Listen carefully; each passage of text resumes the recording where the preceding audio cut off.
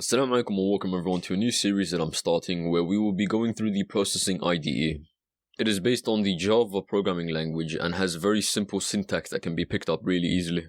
It itself is an open source and free coding language that is primarily used for graphical presentation and visual art. In other words, allowing us to visualize our analog or digital data, whether it be inputted by us or collected through a microcontroller. There are always pros and cons to learning different languages, frameworks, or libraries, and one of the disadvantages that come with learning the Processing IDE is that you will not be learning the Java language. I would argue against this, as even though it has very simple syntax, it is very versatile, and if you were to search up on YouTube, preferably after this video, Processing IDE challenges, you would be impressed with its capabilities in the visual design realm of coding. Though it is a niche language, it is used by many hobbyists, and for this reason its usage and compatibility has increased over time, as not only is it available for PC download but for Android and for the Pi.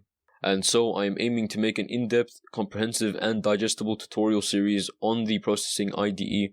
And if this sounds like something you would be interested in, consider subscribing and joining the Discord, which would be linked in the description below. Enjoy the rest of the video.